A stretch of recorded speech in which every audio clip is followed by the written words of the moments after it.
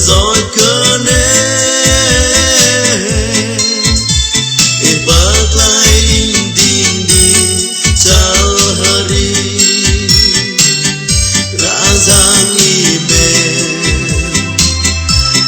mềm tơ ba chu lối bờ ma phàm mi ma lết sét nhí bờ cha xóa cơ giọt nhí ra giang y mềm cơ in jujur lam teh đã gấu anh a câu y chu lôi tờ lòng bơ y chu lôi bơ ma doa cười ngâu ra giang y mềm tơ ba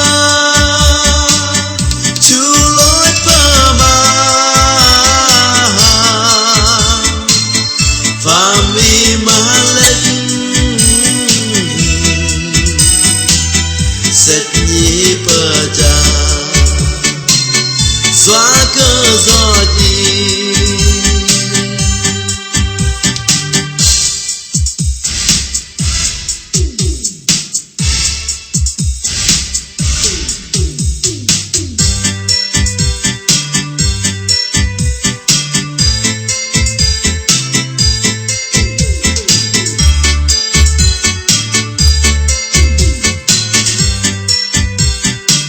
cầu xin cha đổi lòng làm tâm linh trắng trong cầu xin cha đổi lòng khiến con đầy giống ngài phần con đất xét đầy nắn theo ý ngài nhờ ngài muốn ăn cơm thánh ý cha được cầu xin cha đổi lòng làm tâm linh trắng trong cầu xin cha đổi lòng khiến con đời giống ngài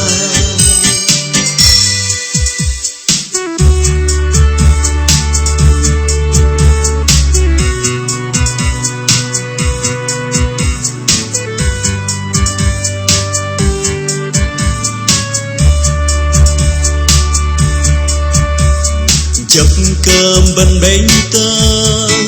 rong cơn nề sương vạ bờ đám cơ rim lu bấn má lây cả giang linh lang quay hầm bần bần nhung tơ ba đây cả giang đông bần bề bần bóng chẳng ngâm bóng đón lui cả xứ bấn cô đầy tờ trong vùng hiếu lý lan bề bần hơ đi lui có khá giang Giêsu xứ cô an bần quay tờ play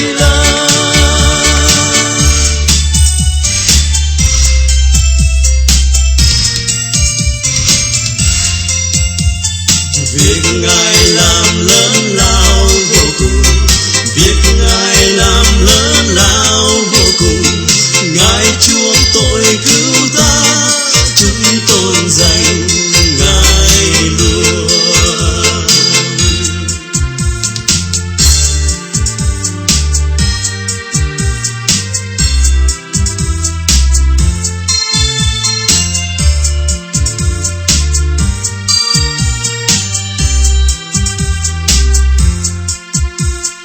tâm linh nhoi ca khen cha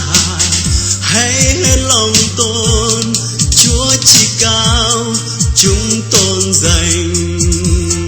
ngài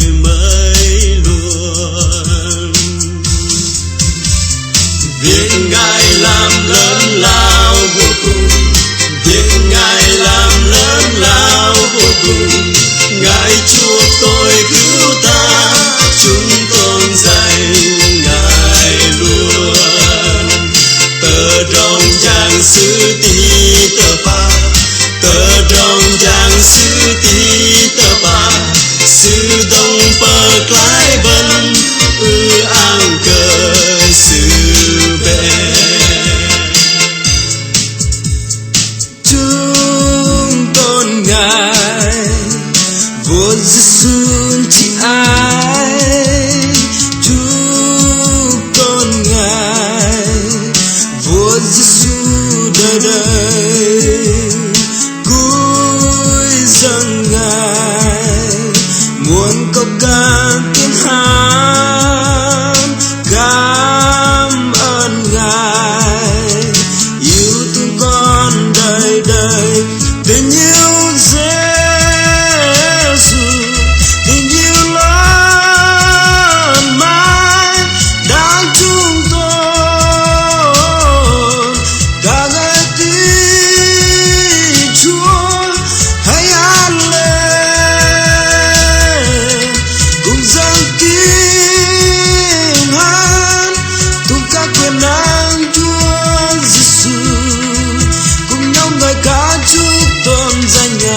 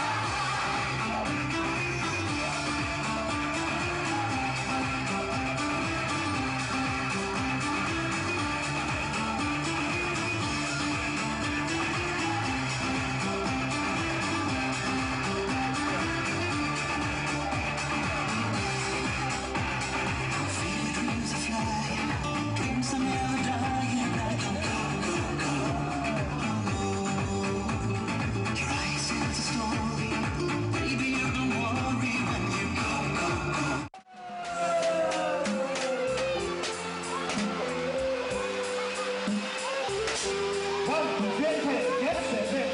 sắc son thủy chung suốt cả trọn đời. Xin chúc phúc đôi trai tài gái sắc của chúng ta ngày hôm nay được trăm năm hạnh phúc và chúc cho toàn thể tất cả quý vị khách quý luôn luôn ăn ngon miệng trong buổi trưa ngày hôm nay.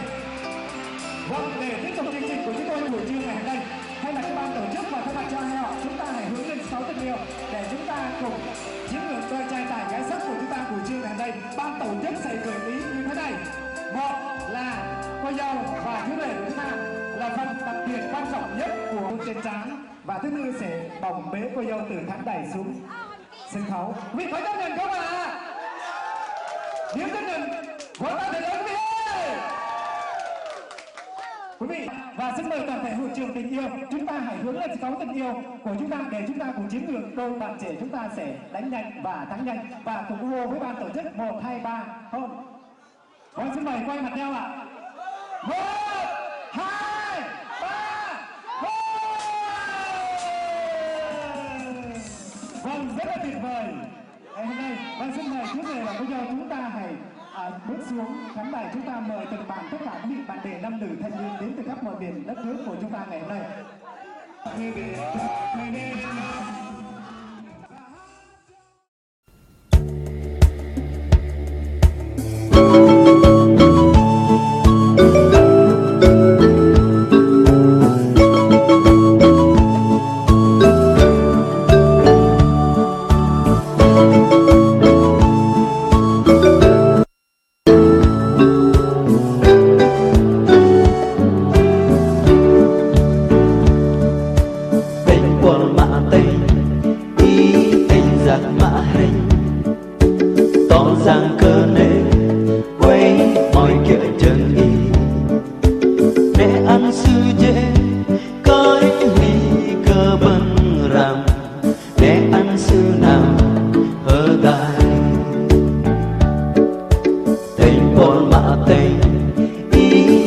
giặc mã hành tỏ rằng cơn nệ quấy mọi kiểu chân ý nè ăn sư dễ có anh vì cơ bần rằng nè ăn sư nào hơ tai ram huy ca ram lăng chia sư dư đong wong li ban wong có nàng có sư lấy ban đây ta trong hari yong lần quy về lần hari linh la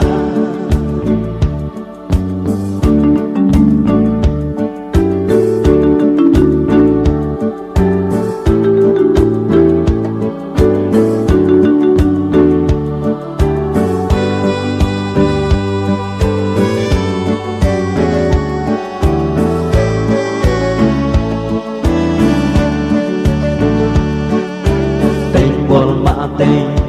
ý tình giặc mà hành tỏ rằng cơ nệ quấy mọi kiểu chân ý nè ăn sư dễ có anh vì cơ bần rằng nè ăn sư nào hơ đại tình buồn mà tình ý tình giặc mà hành tỏ rằng cơ nệ quấy mọi kiểu chân ý nè ăn sư dễ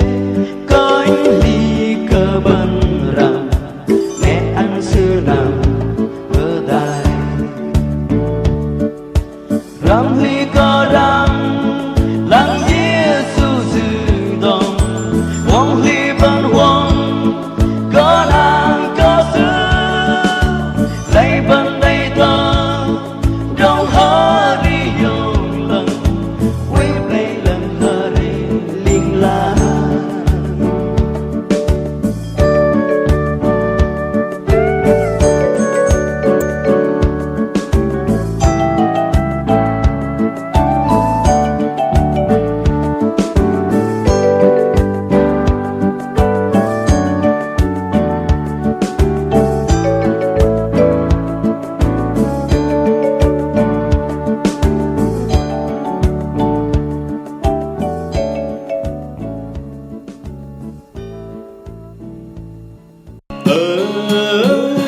con bờ lê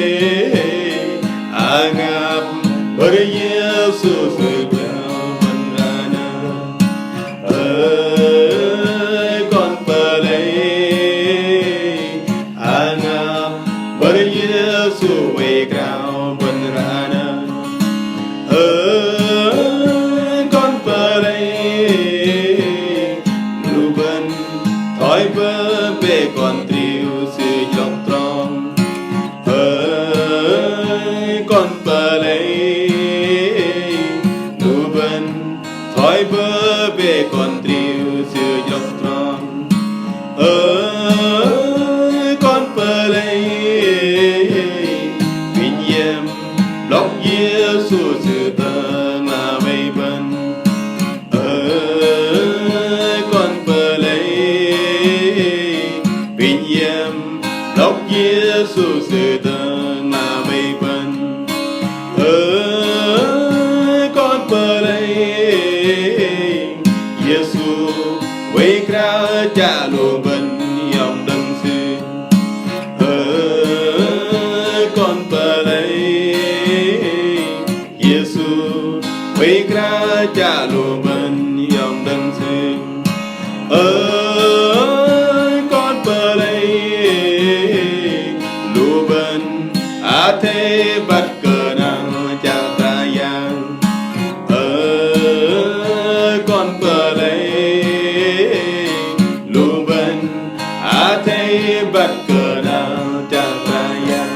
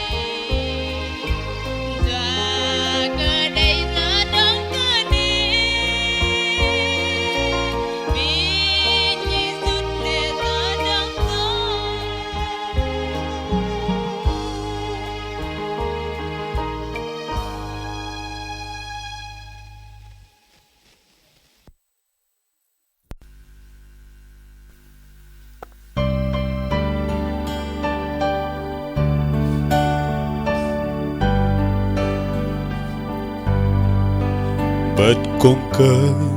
dùng á tai đầy mình phố lòng bờ lan bờ tì cơ thơ rong chỉ bằng bờ lâu ở in bên lơ tơ ba lòng bờ lan so to nó doan cơ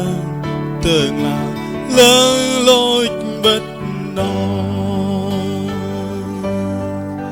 in có chết như rắc lo bờ lan so nó chu nar in tóc tơ cơ bao lên ti in có chết như rắc lòng bờ lan so nó tiếng chu nar xưa ăn tơ mam bơ nê lòng bờ lan so to nó tê đang vang tới ông lệ mà lệ mềm cơ sự lỡ tơ bà dọa con chiếu có cây tê mạnh an sự bất nó tôi lon bờ lan tơ gôn gô tha in go chép như rắc lòng bờ lan so nó trunar in tóc tơ cơ bao plenty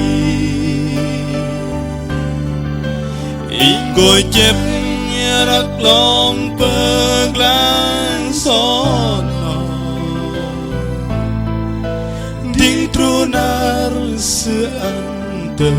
mang bơ nê lòng bờ lan so to nó mình có phán tương lá lân tơ trong lân rõ càng để in bom bầy dọa bộ lo bờ lan so Giêsu gì lối bờ mát và mơ na tham bờ lân cơ in có chép như rắc lòng bờ lan so nó tru nar in tóc tơ cơ bao plenty in có chép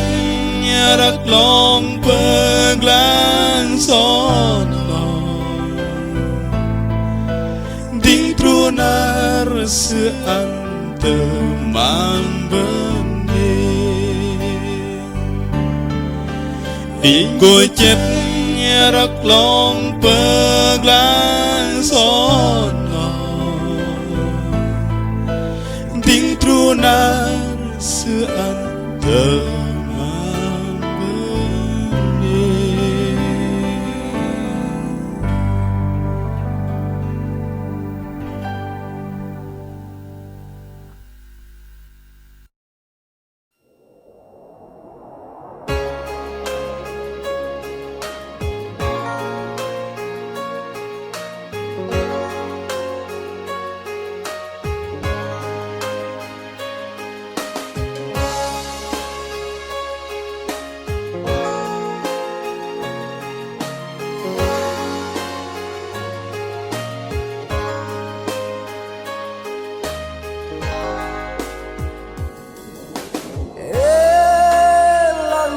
rằng sự trao cầu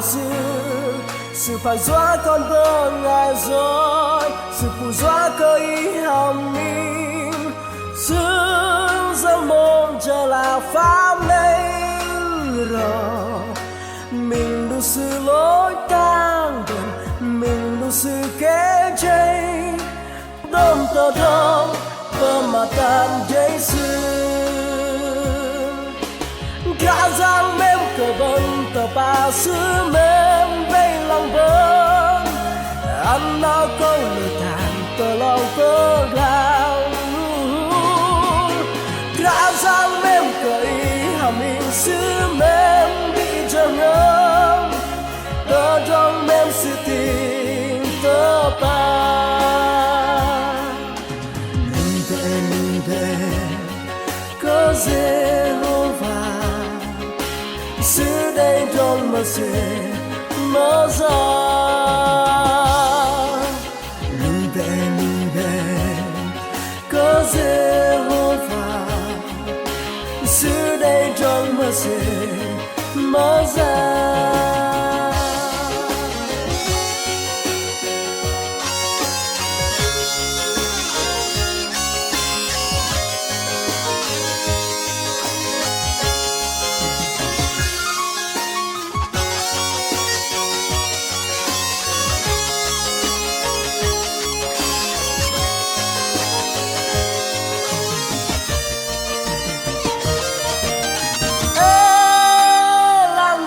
Rằng sự trao cầu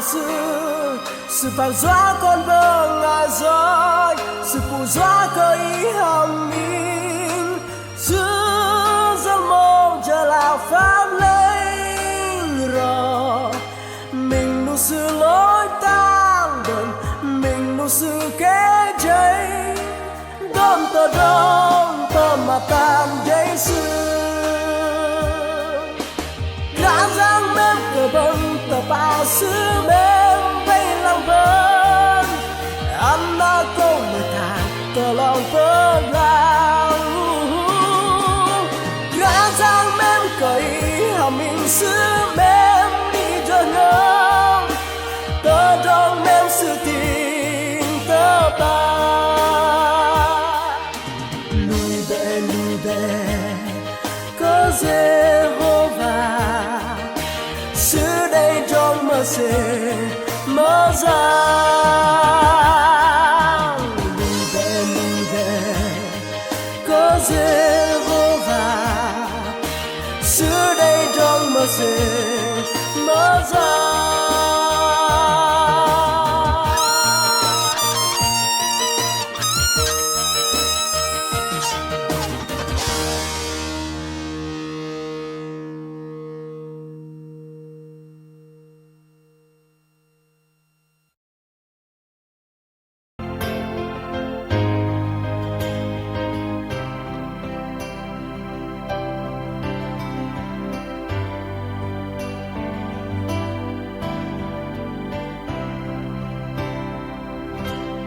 Thôi nhớ ngờ ý nguy cላይ liệu ý như có gan nghe thôi nhớ ngâm ý nguy hà liệu ý nguy lý liệu lòng giờ ngâm quay hơi ngon hơ bơi mai brock tờ play lần tí xem rách ra rằng vây lang mình Giêsu cơ lê in ô xem rách ra rằng vây lang mình là liều sư gỡ hiệt cơ in giờ ngầm in chốt và hờ ri giờ ngầm chờ thiếu hờ ri gái cơ sư vây lăng xem rách bần là liều sư gayat ka keteng nerkra yang pelung ine karung rang o hingga meringlang penarse inyue yok hialing lang grayang ba in tôi cơ trong in bó làm đốm in giặc xem rách ra giang về lãng mạn Giêsu cơ lệ in ô xem rách ra giang về lãng mạn ta liệt sư gayat ka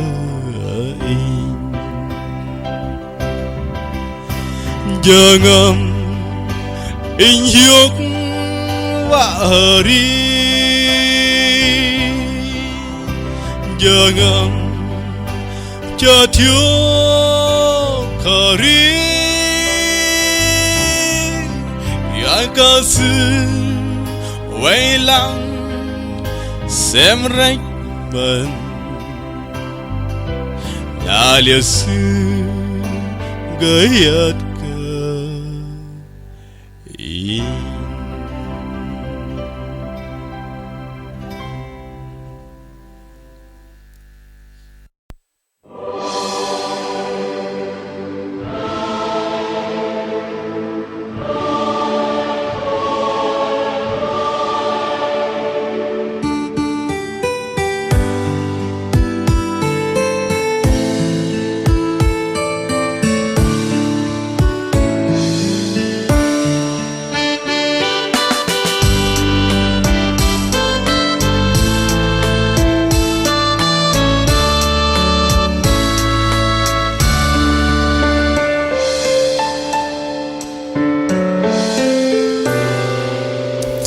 Rong ari con bơ ngày bần gal yak banget para song arum bal in ai ne ma bangan cứ hadin lui cả giang bỏ cây giấy xem rèn như cơ dọa pơ cao bri kum cơ tay xịt riêng dar xem xíu hiếu khám pơ cao lu xem phi pơ cao lần lo áo pơ tao nè cơ yang bangan ta tâm xa kia nhà kia bằng cơ cả sáng ăn xa kia nhà kia tờ đong lo cả giang hơ mẹ cơ bình hơ đi cha cả giang bình chinh gít cả lo cơ xem hăm bớ cao mà tới trên kia ta đong giang bằng nở rào khăn thôi sự bơ cao riêng dar toma por song ao rừng buồn in ơi bắt lo cơ đi đã cơ giang cứ xa đành như cơ tròn chàng nó thơ bố trong lần cơ tờ trong bấn lối cơ ca giang sơ ca giang cấm ta bố cơ bấn xưa công giang mình và cơ bấn rau kia xưa nê cơ yang bangan ta tâm xa kia nhà kia mừng cơ ca giang ăn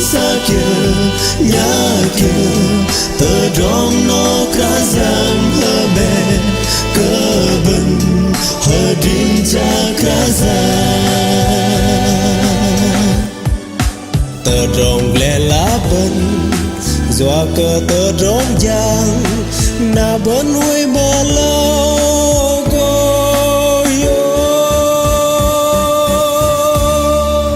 mà tờ rong ye lễ cờ bơi và cờ đây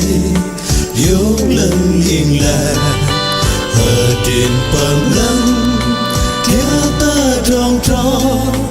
thế áo ca giang âm cờ bần và trang xa bần lệ lạc lâu thơ rong cao khăn lần lò tờ ba ăn ca giang tờ rong hờ đi yêu chân bề buông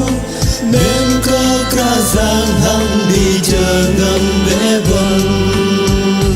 để cơ yang banget tatam sakit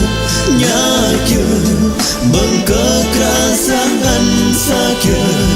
nyakit kedong no kerasam hame keben hadin cakrazan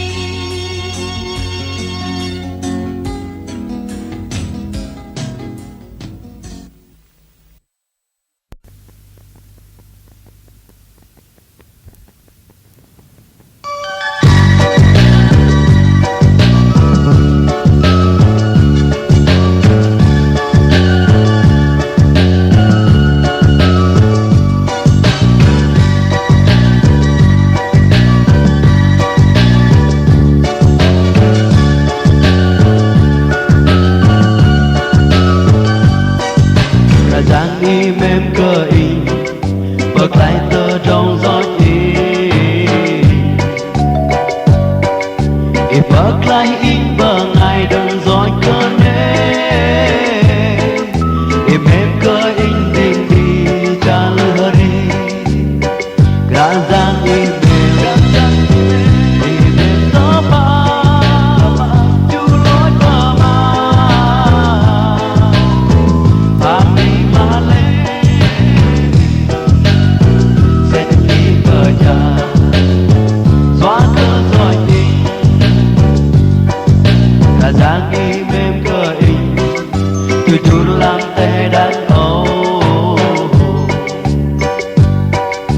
anh đã câu ý chú lôi tờ lòng bơ lá ý chú lôi bơ mà cho cơn thâu ra giang ý mềm tớ ba chú lôi bơ mà và mình mà lên sẽ đi bờ trà xóa cơn rồi nhìn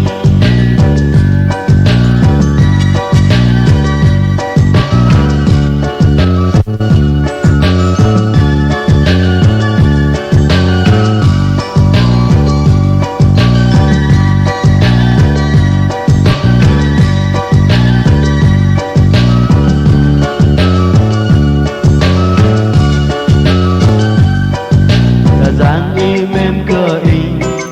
bật lại tơ trong gió nhì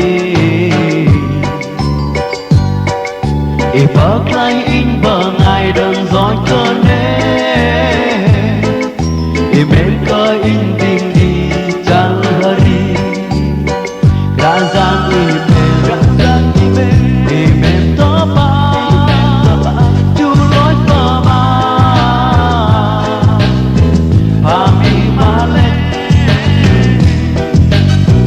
sẽ đi bờ trà xóa cơn rồi đi ta dáng nghi bên cơ hình chú chú làm tê đàn thâu anh á câu đi chú lôi tờ lòng bơ lá thì chú lôi bơ mà xóa cười nhau ra giang nghi mềm tớ ba chú lối bơ mà và mi mà lên sẽ đi bờ trà xóa cơn rồi nhìn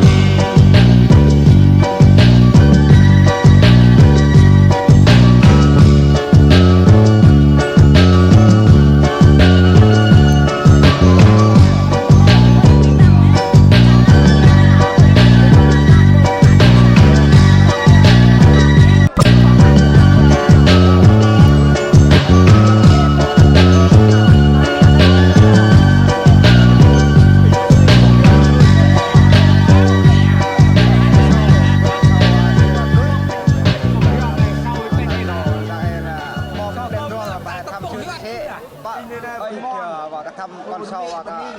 những con cắn đi nữa mình sẽ làm mồi vào những con dạ vấn đề